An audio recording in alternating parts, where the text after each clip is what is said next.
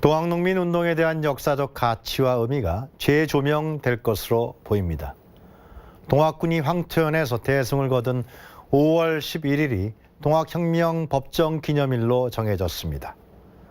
2004년 동학농민혁명 참여자에 대한 명예회복에 관한 특별법이 제정된 이후에 14년 만에 동학운동이 국가기념일로 빛을 보게 된 것입니다.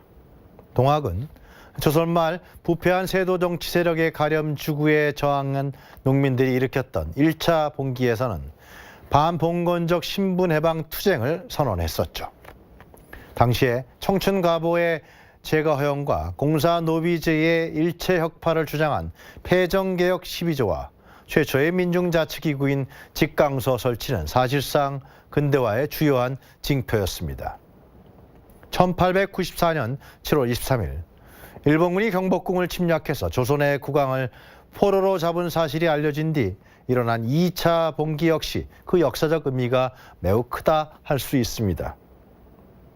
왜냐하면 1894년 가보년 10월에 일본의 침략에 맞서 전국에서 동학군 300만이 봉기하여 1년 동안 국가의 안위를 위해 사실상 일본과 전쟁을 벌였기 때문입니다. 그래서 가보외란이라고 부릅니다.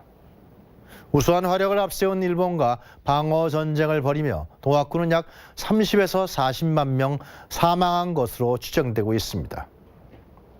그 후 일본의 잔인한 소기의 작전에도 불구하고 동학군은 유생 및 의병들과 결합하여서 끈질기게 항일운동에 나서게 됩니다.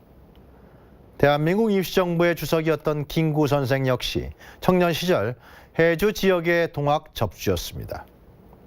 1919년 3.1운동 역시 동학을 계승한 천도교가 중심이 되어서 일어난 것입니다.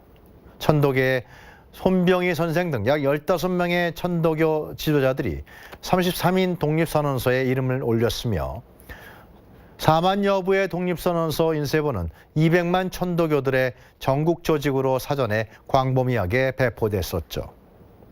동학은 사람, 즉 백성이 하늘이니 사람을 하늘처럼 섬기라고 하는 인내천 사상과 인간은 누구나 자기 안에 하느님을 모시고 있다는 시천주 사상, 즉 혁명적인 평등 사상을 19세기에 표방했습니다. 반상의 차별과 서울, 적서의 구별에 반대했고요. 노비제도 폐기는 물론이고 남녀 평등 사상에 입각해서 여성 해방과 어린이 해방까지 역설했었습니다. 당시 세계 어느 다른 나라에서도 표방하지 않았던 인간의 본질적 평등성을 19세기에 극동아시아의 한반도에서 피력한 민주주의적 혁명적 사상이었습니다.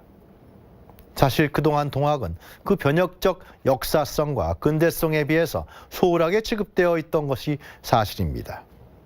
동학 연구에 대한 지원은 물론이고요. 기념 행사도 지역 행사에 머물렀습니다. 그러나 올해 5월 11일부터 약 2억 원이 편성된 예산으로 문체부 주관하에 동학혁명 기념식이 열리게 됩니다. 이번 국가기념일 지정으로 세계 3대 민족혁명으로 평가받고 있는 동학혁명이 새롭게 조명돼서 대한민국의 역사에 중심적으로 자리 잡기를 바랍니다.